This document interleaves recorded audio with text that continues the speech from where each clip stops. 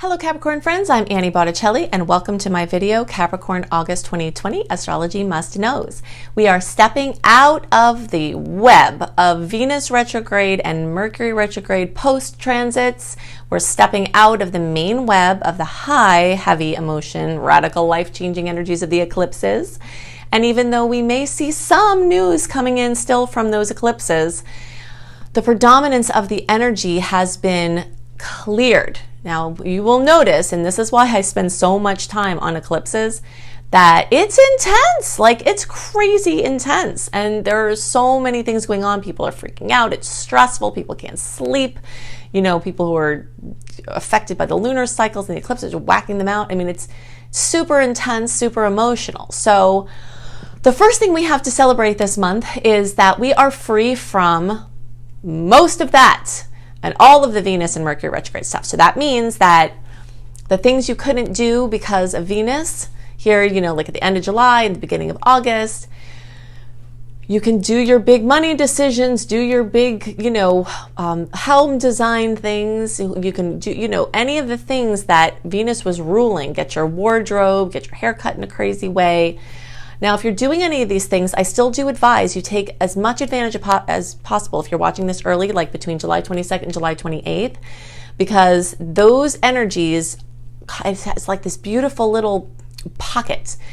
But if you're into August now, the earlier part of the month is going to be the most free of Mars retrograde, okay? So you may notice as you've been tracking this with me or watching my videos that as soon as Venus and Mercury end their cycle, Mars starts its cycle. And then people are like, again, like, why is this? Well, it's always going to be that way because there is a coherence and a predictable rhythm in the connections to the stars. And because of the way the orbits fit into each other, which you'll see a beautiful visual that my husband is creating for me on this topic about the cycles fitting into one another. You'll see this in my new book, Planetology. But there's this beautiful, it just shows us the coherence that's at play despite the seeming mischief, okay? So just know that if you're noticing like, oh, now we have to deal with this, it was intended. It's just part of it, and there's a beautiful flow and rhythm, okay? So Mars rules your oomph, your get up and go, your sexual forces, how you use your energy. It rules power and control. It rules your impetus, your drive, your ambition, and your inspiration. So many people will get super lazy in Mars retrograde. And this is going to be a little bit more challenging for Capricorn people to deal with, partly because, and I'm there with you because I'm on the cusp, I'm at a late degree Sag, so I have a lot of Cap energy in my sun. I also have my moon and my midheaven and my Venus in Capricorn, okay? So I understand this whole Capricorn thing very well, not just professionally. It's not super easy for us to just relax and not do anything, even if we'd like to. I mean, sometimes it's just that we just like to be busy and productive, right? But sometimes, and this is very often with Caps, we have so much responsibility that the idea of that whole like relaxing thing that people do is fun, and it's like something you read about in books and see in movies, but like we don't really get to do that, right? Because of the nature of how we're drawn to responsibility, and we have to take care of a lot of things.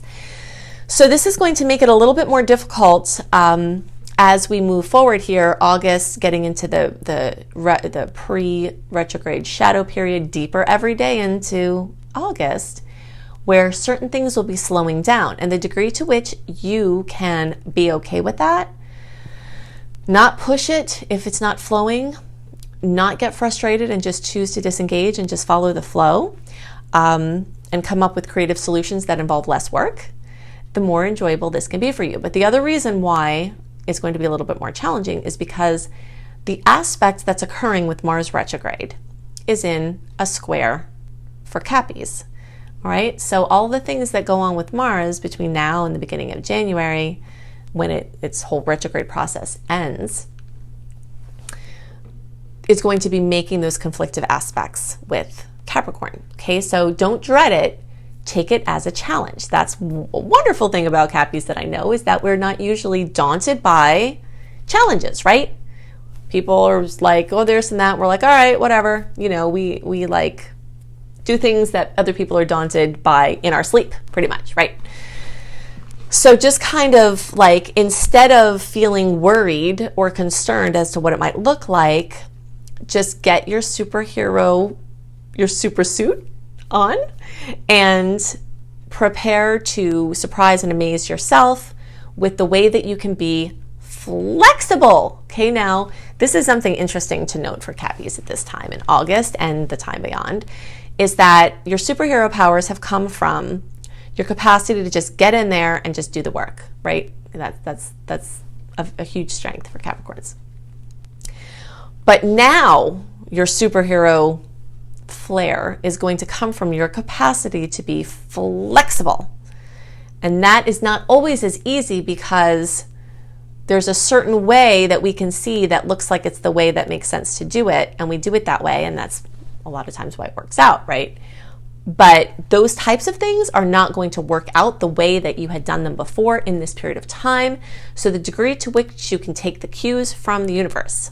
You're going to see this coming up this month in some huge ways, especially the 13th and the 24th. Okay, but this is going to be a theme that starts in August that's going to continue. So keep it in your mind, because you're going to be working with it for a while. Mars is going to conflict with both Pluto and Saturn this month. Pretty nasty, I have to tell you. Okay, you know I'm an optimist because I am also very saggy, and I am, you know, very positive and optimistic, and I like to see what the good things are about things. But these aspects are just nasty. They're like hide under a rock types of aspects. August 13th and August 24th. Okay, I'm going to show you more of this when we look at the charts, but I just want to give you an overview here. So these could be representative of this thing that I'm talking about, of like, you're doing things this certain way and those ways don't work anymore in this new time frame, and here's some manifestations of that. Okay, so just kind of be on the lookout for that. Something important to know about the 13th and the 24th and the days around those days. Sometimes the aspects will flare more before or after the actual aspect occurs. There's an orb of potentials that lights up around the day of the aspect, and it's not just on the day. Don't antagonize crazy people. Don't antagonize people who are angry, resentful, and on the edge already and already dealing with too much. Don't mess with people who are on the verge of cracking, and have your intuitive feelers out to detect those people. Okay, people that are on the edge.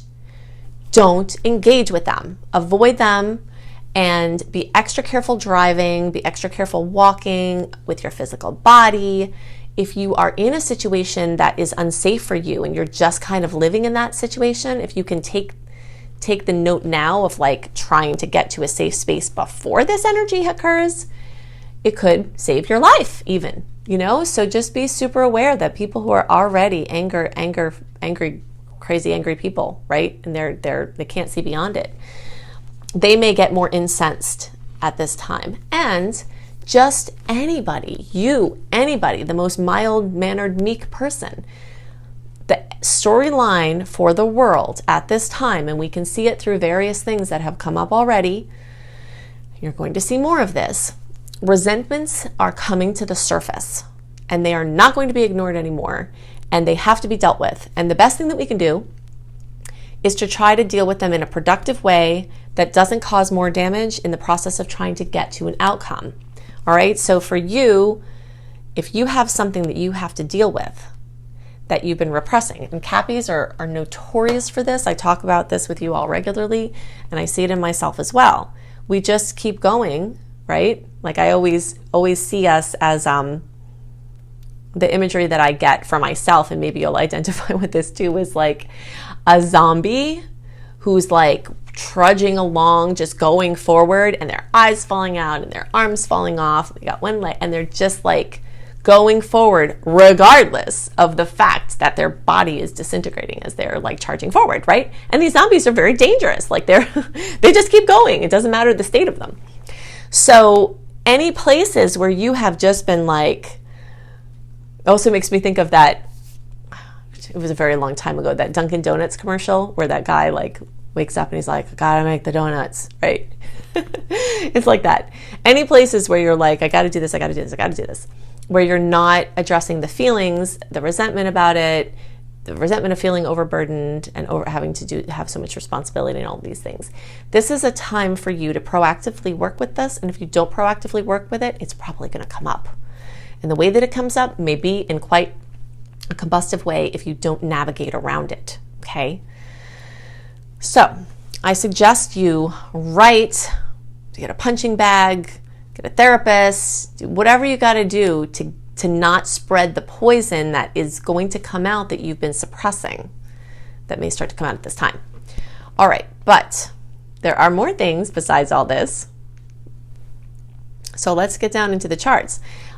A vast majority of things I talk about are going to be true for all Cappies, but there are going to be things that are different depending on where you are in the Capricorn spectrum. My reports are for you, whether you are a Cap Moon, Cap Rising, Cap Sun. These are still a piece of your astrological picture, okay? Our moon sign, the moon picture, our sun picture, our rising picture are all windows out of our home, of our experience, where we look out and those things are occurring. So that's why I always recommend at least watching for your rising and your sun. And if you want to add the moon in there, if it's not too overwhelming, you can also do that. So early Caps are basically December born, or 0 to 9 degrees, middle degree around January 1st through 10th, or 10 to 19 degrees, and late Caps are January 11th through the rest of the sign, or 20 to 29 degrees, and that's where I am with you all. I have a 29-degree moon. Okay, so let's look at some of this stuff, and let's check out the situation here. So we're going to use the early degree chart, but everything I'm talking about is going to be true for all of you unless I otherwise say so. And if something is different, I'll show you in the later charts so that you can get the visual. The first thing we need to know is that the conflicts that are happening with Mars and Pluto and Saturn are going to be really, really showing up in this first house, and that's for early, middle, and late degree placements. Some of you early degree placements, you might have whispers into the money house of this, okay? Money, financials, you know, your financial picture, but the vast majority of the energetic potentials for the Capricorns, including early, really have to do with this first house. And the first house is your foundational house. It's the house that's energetically represented by your birth, you coming into the world, your earliest formative years. So, and this is your physical body, okay? So if you have symptoms, get them checked out before this time. If there are things you know you need to do for your health, stop doing or start doing, do it before this time. That's part of why I give you all this information so early, because if you know that this is coming, like it's going to put pressure on your physical body. And whether that pressure comes from illness, something as simple as just getting sick, but it not being good, you know, or like a big illness, or a disease that's underlying and it pops out, or your physicality, an injury, an accident, something like that. Now, you don't have to be afraid moving into this. It's not like you're for sure going to get into an accident and that's what's going to happen. But it's the type of energy that you have to be more, paying attention, because you will see that near misses can occur. You know, now only infinite spirit can decide ultimately, and will decide ultimately, what is meant to happen and what will happen. But there is some gray area, and you will notice that you can dance in that gray area. Like you'll see around eclipse times and around aspects like this, a lot of times glass breaks, where you're like, and a lot of times it happens in threes, okay? So I notice this a lot. I've seen this happening during the eclipses. It's like there's tension, and it has to come somewhere in the form of cracking and breaking. And we'd prefer the cracking and breaking to be with a glass or with something else that's an inanimate object, right? Not with you all. So if you're being careful and you're awareful and you're managing your things on your end, it could help increase the odds that those negative effects on your body could dance close to you and not hit you. All right, but you may have to take an active role in your destiny here and make some changes. Okay, so for the early degree placements, the home and family sector, I mean, this Mars is going to be over here by the time this happens, so it looks like it's there, but it's actually more over here. So the 4th house of home and family and real estate is going to be involved with this boom for early degree placements and maybe some middle degree placements, but the rest of the middle and late degree placements, this boom is going to be more centered around the 3rd house. Okay, so everybody's got this 3rd house. All Cap placements have this 3rd house that's accentuated, and the 3rd house has to do with driving and walking and biking, so that's why you need to be extra careful. But this also has to do with your communication and your communication style and the chance for you to blow up, you know, especially around those 13th through 24th dates. Just be really careful. If you want to pick a bone with somebody, don't do it at this time. I would say write them an email you never send and then delete it to get out the aggravation, and then somewhere in between, more safely in between these dates or afterwards, if you have to bring it up where you've taken the charge off of it. It's very difficult for people to be heard when they're speaking from a place of massive emotional charge. Okay, so your work this month is going to be to locate, to allow to bubble up, and to productively work with. That's a major must know for Capricorns this month, to let the repressed energy out in a way that you can safely manage it and work through it. All right, and get your diagnostics. And if you need to get like an elective surgery or something like that, the earlier part of the month is better because Mars rules metal, and the deeper we go like towards the Mars retrograde, unless it's something you have to do. Of course, if it's something you have to do, just do it. But we've got this kind of period of time, July 22nd through July 28th, and then kind of like into the beginning part of August, where Mars isn't influencing as much yet, where surgeries and things like that may have some more clear energy. But of course, the exact surgery dates are very complex astrological calculations that are more than I can do justice for here, but I'm just kind of loosely giving you some information.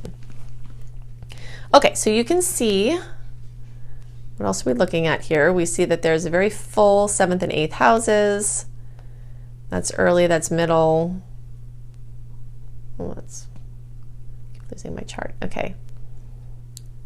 And late degree friends, you have a full 7th house as well, and these planets are going to be moving also, so that 8th house energy is going to come for you. But the bottom line is the energy of relationships is still very much accentuated for you all, and if there's angst and frustration that's coming from the awkwardness of these 150-degree angles that are happening and these Mars aspects, then your relationship area may be, maybe having this combustive nature. It's really important to note that when people file charges against somebody or file for divorce or do some kind of filing, it's an energetic act of aggression, even if, it's on the line where if you're like protecting yourself. So it's really need to feel your way through depending on your situation. But when people file suit against somebody else, like suing them in Mars retrograde, the chance for a boomerang effect to come back on that person who filed the suit is increased. So if you've got tensions mounting in your relationship space, as you likely will, okay, because Capricorn people, you've had this storyline. I'm using the middle degree chart, but this is true for all placements. This me versus we energy that has come up throughout the eclipses in the last couple of years, that, we have a lot of Cancer Capricorn aspects this month.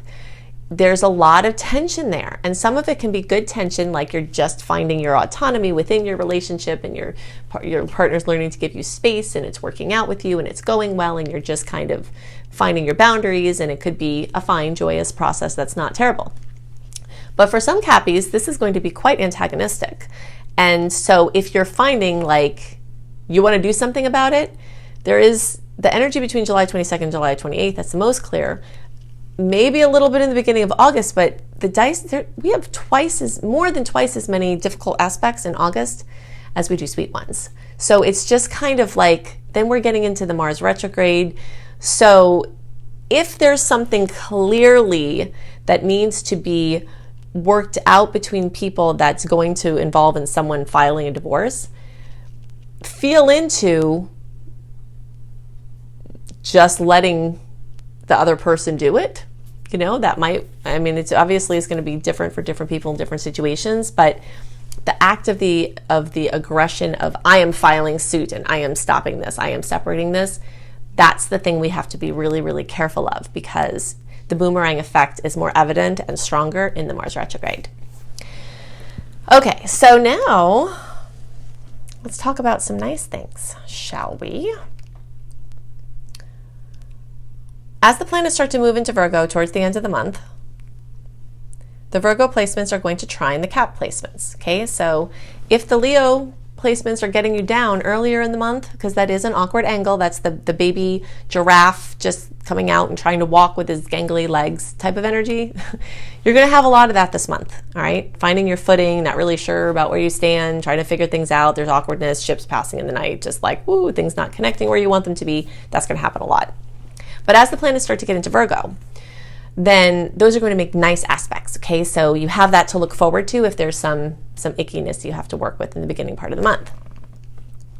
The second thing to know is that, again, this is a must know, is that there's these nice aspects between the 27th and the 29th. There's two aspects there that are trines. We love trines.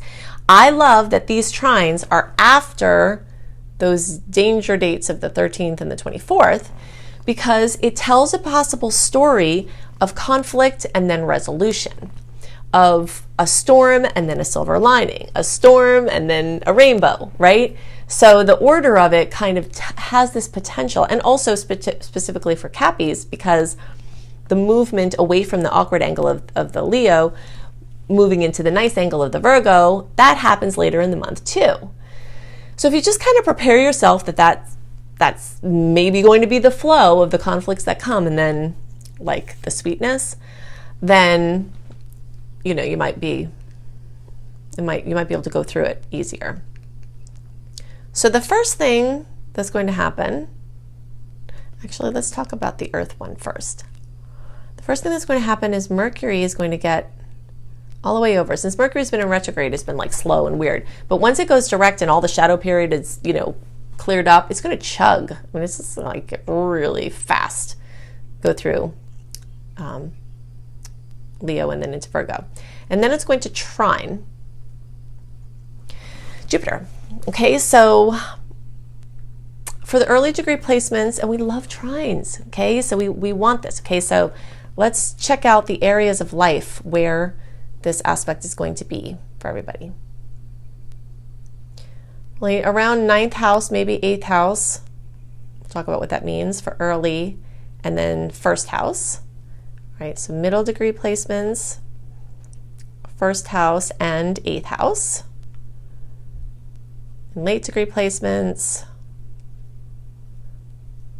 Some of you may have this in, or will have this in the 1st house, but the middle to later part of the late degree, you've got very strong energy of that in the 12th house, and then the 8th house. Okay, so let's go back and see what this looks like.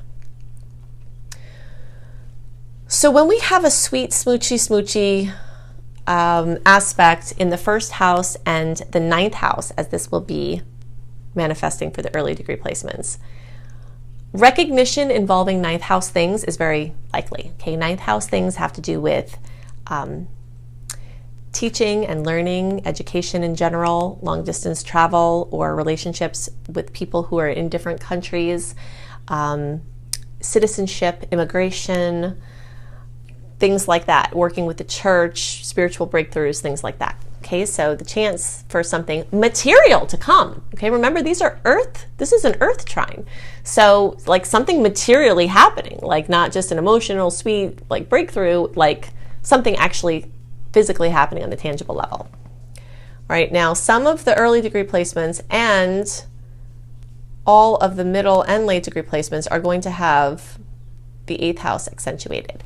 All right, so this has to do with your really intimate relationships, your family relationships, your spouse, your business partners, and your connection to them through money. So money blessings could come, inheritance blessings could come, something having to do with, you know, an agreement or an accord that happens in a situation like that. And this can also be a spiritual breakthrough because although this is their earth placements, this is a water house. It's the 8th house. It's the house of spiritual transformation ruled by Pluto. And Mars partly rules there too, which is, you know, related to this retrograde, but in any case. And then physical body. Okay, so some people are going to have health problems and then health solutions. Some people who've been struggling with health issues are going to have breakthroughs. And some of those breakthroughs can be really good. Okay, and this aspect could bring that. So I hope that that's the case. Now for you late degree placements, we talked about the 8th house for you, but let's also talk about the 12th house. The 12th house is, I call it the Harry Potter house. It's the house of fear and, you know, and limitless potential. So this is like, it runs the spectrum from the things, the addictions and the things that you fear the most and the yucky ancestral garbage that we're bringing through our DNA of things that did not work out in life and messed up things that happened. All of that stuff.